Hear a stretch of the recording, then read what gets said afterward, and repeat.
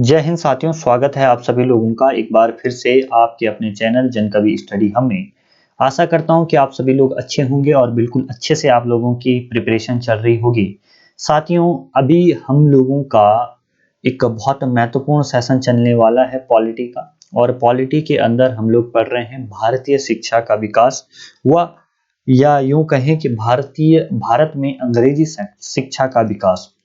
तो बहुत सारी बातें हम लोग पढ़ चुके हैं और आज हम लोग पढ़ने वाले हैं सैडलर विश्वविद्यालय आयोग जो है, जिसका गठन 1917 से 1919 के बीच में होता है। तो सबसे पहले आप लोग हेडिंग डालेंगे सैडलर सैडलर विश्वविद्यालय आयोग। हेडिंग क्या पड़ेगी आपकी? सैडलर विश्वविद्यालय आयोग। ये जो आयोग है ये 1917 से 1919 के बीच गठित होता है और इसका जो उद्देश्य रहता है वो क्या है कि जो कलकत्ता विश्वविद्यालय है वहां की समस्याएं दूर करना।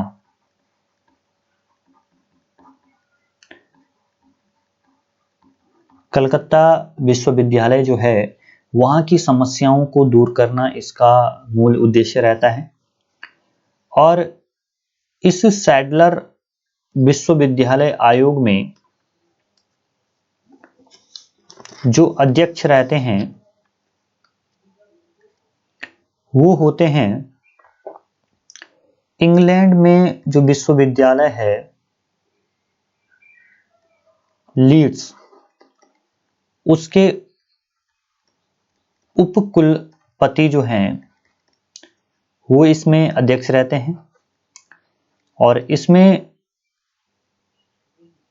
जो आप लोगों को ध्यान रखना है, दो भारतीय सदस्य भी हैं। एक का नाम है आशुतोष मुखर्जी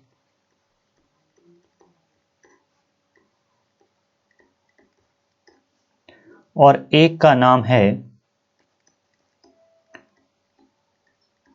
निजाउद्दीन अहमद। क्लियर है? उसके अलावा सैडलर विश्वविद्यालय आयोग जो है ये अपनी रिपोर्ट में क्या क्या बातें कहता है, क्या क्या बातें बताता है, वो बातें काफी महत्वपूर्ण हो जाती हैं। पहली बात ये कहता है कि 12वीं तक की स्कूली शिक्षा अनिवार्य हो।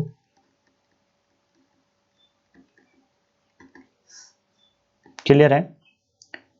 दूसरी बात, ये वो आयोग है जो 10वीं व 12वीं के लिए बोर्ड की बात कहता है।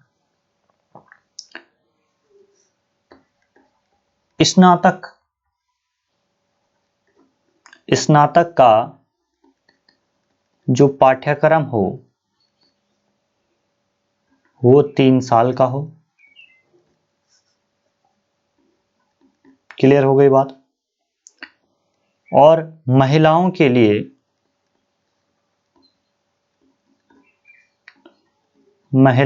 लिए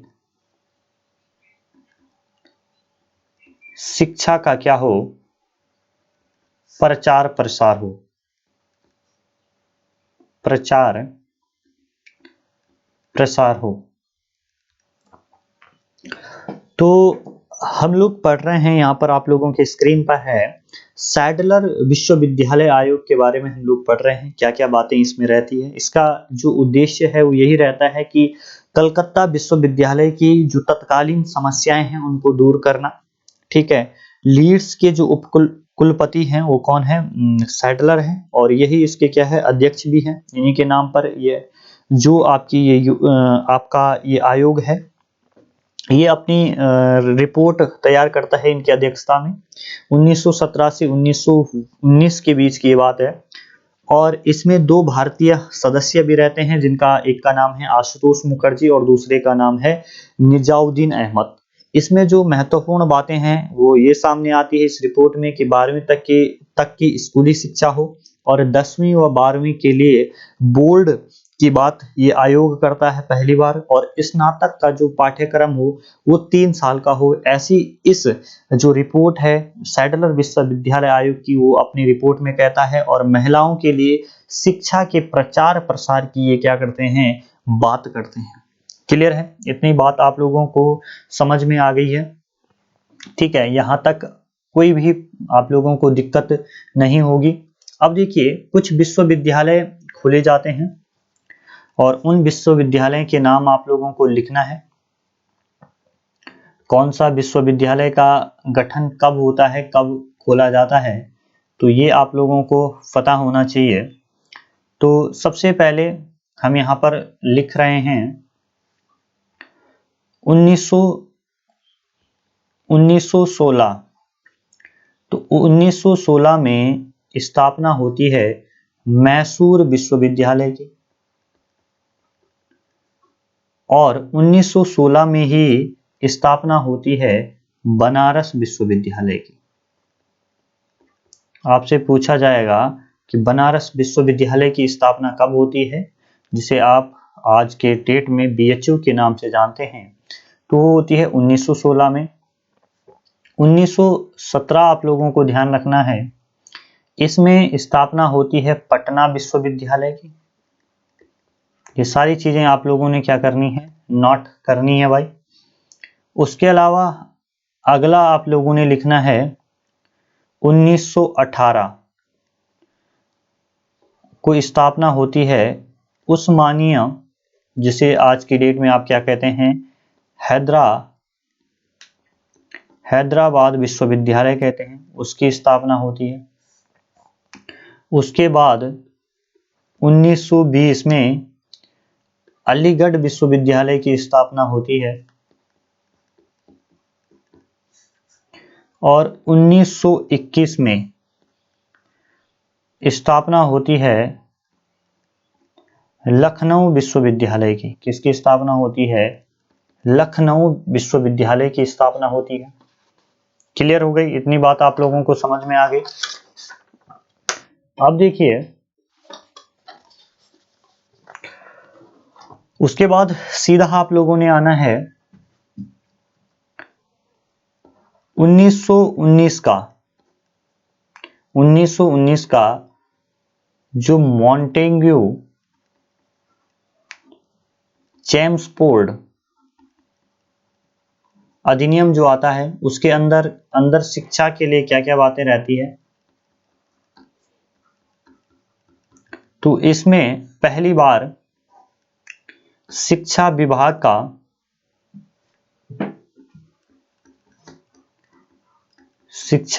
का निर्वाचित मंत्री होगा, ये प्रावधान आता है। क्लियर है? तो यहां पर आप लोगों को ध्यान रखनी है विश्वविद्यालय कौन कौन से। 1916 में मैसूर विश्वविद्यालय, बनारस विश्वविद्यालय होगा आपका, पटना विश्वविद्यालय हो गया, 1918 में उस्मानिया विश्वविद्यालय हो गया, 1920 में अलीगढ़ विश्वविद्यालय हो गया, 1921 में लखनऊ विश्वविद्यालय हो गया, और 1919 में ध्यान रखना मॉन्टेग्यू चेम्सफोर्ड के अंतर्गत जो एक अधिनियम आता है, उसके अंदर शिक्षा विभाग में जो निर्वाचित मंत्री होगा वो क्या होगा, वो आप लोगों को ध्यान रखना, वो शिक्षा विभाग का जो मंत्री होगा वो कैसा होगा, निर्वाचित होगा। क्लियर है? इतनी बात आप लोगों को समझ में आ गई है। ठीक है, यहां तक आप लोगों को किसी प्रकार की कोई भी दिक्कत नहीं होगी। ठीक है, अब कुछ और बातें हम लोगों ने जाननी है। अब आप लोगों को ध्यान रखना, एक और समिति है जिसका नाम है हॉर्टेक समिति। कौन सी समिति है? हॉर्टेक समिति है। ये समिति कब बनती है? ये बनती है 1929 में। ठीक है, और इसका जो उद्देश्य है ये क्या करना था, ये प्राथमिक शिक्षा पर प्राथमिक शिक्षा, ज़्यादा कुछ इंपॉर्टेंट नहीं, बस ये रखना है कि हार्टिक समिति कब आई 1929 में, और जो प्राथमिक शिक्षा है उस पर इसका क्या था उद्देश्य कि ज़्यादा पैसा खर्च हो, ठीक है। और ग्रामीण स्तर पर भी, जो ग्रामीण स्तर है यानी कि ग्रामीण स्तर पर माध्यमिक शिक्षा जो होती है, ध्यान रखना, माध्यमिक शिक्षा जो होती है, माध्यमिक शिक्षा में भी क्या किया जाए, जो व्यावसायिक शिक्षा है, व्यावसायिक शिक्षा है वो शामिल की जाए, ठीक है। तो ये महत्वपूर्ण चीजें थी, ये आप लोगों को ध्यान रखनी है। अब जो हम लोग यहाँ पर पढ़ने वाले हैं वो पढ़ने वाले हैं भाई वर्धा योजना के बारे में, ठीक है। और वर्धा योजना से प्रश्न आने की बहुत सारी संभावनाएं रहती हैं, और क्या क्या प्रश्न आते हैं वो आप लोगों के सामने अब होंगे। सबसे पहले बात, जो ये वर्धा योजना का जो कॉन्सेप्ट है ये बहुत महत्वपूर्ण है कि इसे लाया किसने, ठीक है। इसके सूत्रधार कौन से हैं, तो सूत्रधार हैं इसके, आपको ध्यान रखने हैं, महात्मा गांधी, ठीक है। सूत्रधार किसे माना जाता है, महात्मा गांधी ने। इसके बारे में किसमें बताया था, जो इनकी पत्रिका है हरिजन, ठीक है। हरिजन पत्रिका में इसके बारे में कुछ वो बातें लिखते हैं, ठीक है। और ध्यान रखना है आप लोगों को, जो ये वर्धा योजना है इसको ही मूल, बुनियादी या बेसिक शिक्षा योजना कहा जाता है, ठीक है। बेसिक शिक्षा योजना इसी वर्धा योजना को बोला जाता है। और डॉक्टर जाकिर हुसैन जो होते हैं वो वर्धा योजना की समिति की क्या है, अध्यक्ष रहते हैं, ठीक है। तो वर्धा योजना का कॉन्सेप्ट अगर आपसे पूछे तो महात्मा गांधी आप लोग करना, ठीक है।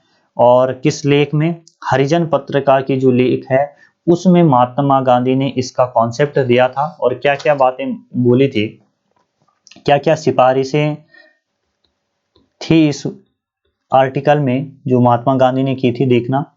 सबसे पहले तो 7 से 14 वर्ष तक के जो बच्चे हैं उनके लिए क्या हो, बच्चों को अनिवार्य व निःशुल्क शिक्षा, ठीक है। दूसरा, शिक्षा जो हो वो मातृभाषा में दी जाए। तीसरा, जो शिक्षा हो वो व्यावसायिक हो। और चौथा आप लोगों को ध्यान रखना है, शिक्षा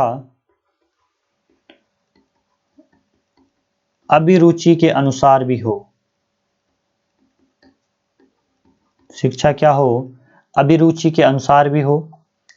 उसके अलावा इन्होंने बात कही, इसमें जो बात की गई थी वो क्या है, शिक्षा क्या हो, समाज उपयोगी हो, ठीक है। समाज उपयोगी शिक्षा हो। उसके अलावा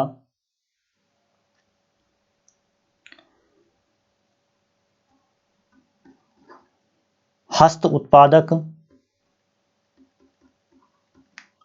उत्पादक सिद्धांत पर बल दिया जाए।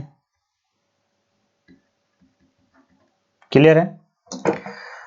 तो वर्धा योजना से जो प्रश्न आते हैं, तो वर्धा योजना कब पेश की थी, पहला प्रश्न तो यही आता है, तो 1937 में। ध्यान रखना है आप लोगों को, 19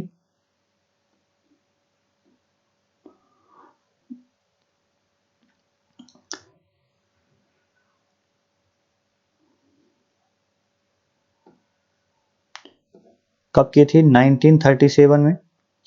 और किसने की थी, महात्मा गांधी करते हैं अपनी हरिजन नामक पत्रिका में, इसके बारे में ये सिफारिश करते हैं क्या क्या हो, ठीक है। 7 से 14 साल के जो बच्चे हैं उन्हें क्या दी जाए, अनिवार्य और निःशुल्क शिक्षा दी जाए।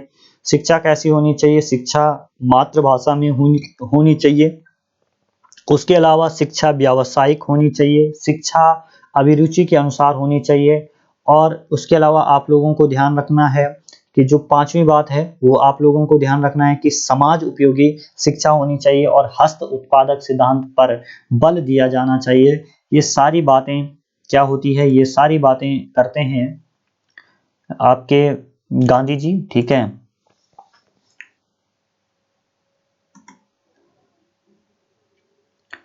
चलिए